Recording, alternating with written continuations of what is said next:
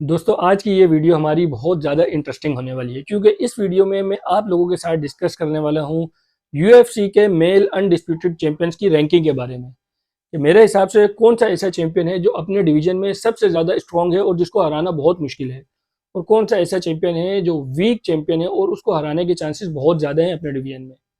हो सकता है आप में से बहुत से लोग मेरी इस रैंकिंग से एग्री ना करें, तो आप लोग अपनी लिस्ट मुझे कमेंट सेशन में ज़रूर ड्रॉप कर देना ताकि मैं देखूं कि आप लोगों के ख्याल में ये रैंकिंग किस तरीके से जा रही है। तो दोस्तों इस वक्त यूएफसी में टोटल 8 मेल अनडिस्प्यूटेड चैंपियन है, और अगर मैं सबसे पहले 8वें नंबर के चैंपियन की बात करूं तो वो आते हैं हमारे flyweight champion Joshua when. Joshua when इस लिस्ट का सबसे यंगेस्ट फाइटर है, लेकिन उसके हारने के चांसेस भी अपने डिवीजन में सबसे ज़्यादा हैं और मोस्ट प्रोबेबली हो सकता है कि वो यूएफसी 326 में ही अपना टाइटल लूज कर जाए। उसका रीज़न एक तो मनेल केप, चलो वो शायद इंजर्ड हो गया, उसके अलावा जो इस डिवीजन के बाकी फाइटर हैं भाई वो भी ऐसे हैं जो जोशुआ वेन को टफ टाइम दे सकते हैं और उसको हरा भी सकते हैं। इसीलिए ये हमारी लिस्ट पे नंबर 8 पे है। अब अगर मैं नंबर 7 की बात करूं तो नंबर 7 पे हमारे आते हैं हैवीवेट चैंपियन टॉम एस्पिनाल। सबसे पहली बात तो हमें अभी तक यही नहीं पता कि वो फाइट करेंगे तो कब करेंगे। अभी उनकी आई सर्जरी हुई है और किसी को सही से आइडिया भी नहीं है। लेकिन अगर उनकी फाइट होती है और उनका रीमैच होता है सिरिल गेन के साथ, तो भाई बहुत चांस है कि सिरिल गेन उनको बहुत ज़्यादा टफ टाइम देने वाले हैं और वो फाइट 50-50 पे होने वाली है और सिरिल गेन भी वो फाइट जीत सकते हैं भाई। इसीलिए ये हमारी लिस्ट में 7वें नंबर पे है। अब यहाँ से लिस्ट जो है ना थोड़ा सा मुश्किल होना शुरू हो जाती है, क्योंकि जो छठे, पाँचवें और चौथे नंबर पे हैं इसके बारे में मुश्किलात तो हुई हैं रैंकिंग करने में। अगर मैं छठे नंबर की बात करूं तो छठे नंबर पे आते हैं बैंटम वेट चैंपियन पीटर यान। अब पीटर यान शेनो मेली से भी हार चुके हैं और मिराब से भी हार चुके हैं, और मोस्ट प्रोबेबली उनका जो पहला टाइटल डिफेंस होने वाला है वो इन दोनों के सामने ही होने वाला है। दोनों में से किसी एक के साथ उनका टाइटल डिफेंस होगा। लेकिन पर्सनली मुझे ऐसा लग रहा है कि पीटर यान ये फाइट जीत जाएंगे, लेकिन फिर भी पहले वो इन दोनों से हार चुके हैं, तो इसीलिए वो हमारी रैंकिंग में छठे नंबर पे ही रहेंगे। वो ऐसे चैंपियन नहीं है कि हम उनको कहें कि उनको कोई हरा नहीं सकता इस डिवीजन में। अब जो 5वें नंबर पे आते हैं वो हमारे हैं light heavyweight champion Alex Pereira. Alex Pereira already Magomed से हार चुके हैं 2025 में। हालांकि उनकी स्ट्राइकिंग बहुत वर्ल्ड क्लास है, लेकिन जो उनकी डिफेंसिव ग्रैपलिंग है वो इतनी खास नहीं है, और फिर साथ ही साथ उनका एज फैक्टर भी आ जाता है। ऑलमोस्ट 40 ईयर्स के वो होने वाले हैं। तो भाई ऐसे में मुझे तो बहुत मुश्किल लग रहा है कि एलेक्स परेरा अपना टाइटल इतना ज़्यादा बचा सके आगे और डिफेंस कर सके। इसीलिए ये हमारी लिस्ट में नंबर 5 में है। अब हम बात करते हैं अपने चौथे नंबर के चैंपियन की, और ये और कोई नहीं हमारे फेदरवेट चैंपियन अलेक्जेंडर वोल्कानोव्स्की है। अब वोल्क ने अपनी लास्ट फाइट में तो बहुत ज़्यादा डोमिनेट किया था, लेकिन इस डिवीजन में मूवसर अगर लियोन मर्फी के साथ फाइट हो जाती, इंजर्ड ना हो जाए और उसको हरा देते, तो भाई फिर वोल्क के लिए बहुत ज़्यादा मुश्किलात हो जाती अगर वो टाइटल शॉट हासिल कर लेते।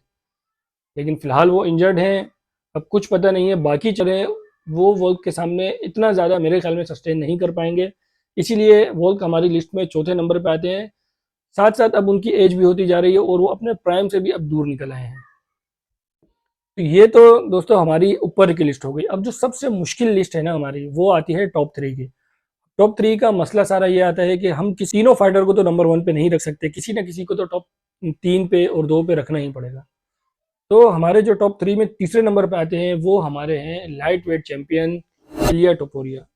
अब इलिया काफ़ी टाइम के बाद अपनी फाइट करेंगे। जो भी उनके मसले मसाइल हुए थे अब फाइनली वो ख़त्म हो गए, उन्होंने ट्रेनिंग स्टार्ट कर दी है, और इलिया की जो नेक्स्ट फाइट होने वाली है वो जस्टिन गेजी के अगेंस्ट होने वाली है।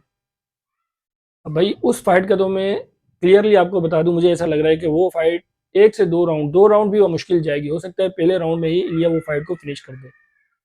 लेकिन अगर ऐसा है तो फिर इलिया तीसरे नंबर पे क्यों है? उसका रीज़न ये है कि भाई इस डिवीजन में एक और बंदा ऐसा है जो इस वक्त इलिया की टक्कर का है और वो इलिया को हरा भी सकता है, और वो नाम है अरमान सारूकिन का। अगर इलिया और अरमान की फाइट होती है तो अरमान इलिया को हरा सकता है। सिर्फ इसी वजह से इलिया इस लिस्ट में हमारी तीसरे नंबर पे है कि वो अपनी चैंपियनशिप हार भी सकता है। फिर हम बात करते हैं टॉप 2 की। अब टॉप 2 में हो सकता है कि आप लोगों को पसंद ना आए कि यार ये जो मैं दूसरे नंबर पे जिस चैंपियन को रख रहा हूँ इसको पहले नंबर पे क्यों नहीं रख रहा। तो भाई हमारी ये लिस्ट का जो मेन मकसद है ना वो ये है कि अपने डिवीजन में कौन सबसे ज़्यादा डोमिनेटिंग है। तो इस लिस्ट में हमारे दूसरे नंबर पे आते हैं इस्लाम मखाशेव। अब इस्लाम मखाशेव डोमिनेटिंग तो है, लेकिन भाई इस डिवीजन में ऐसे फाइटर हैं जो इस्लाम को टफ टाइम दे सकते हैं।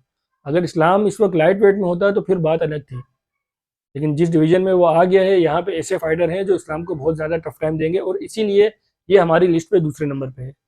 अब नंबर 1 पे एक ही बंदा बचता है, और वो हमारे मिडल वेट चैंपियन है हमजा शिमाएव। भाई इस बंदे का तो कोई मुकाबला करने वाला इस डिवीजन में लग ही नहीं रहा, उसकी रेसलिंग के सामने कौन टिकेगा यार। बहुत ज़बरदस्त किस्म की वो रेसलिंग करता है, और इसीलिए वो हमारा नंबर 1 चैंपियन है। मुझे इस वक्त इस डिवीजन में उसके मुकाबले का तो कोई भी नहीं लग रहा।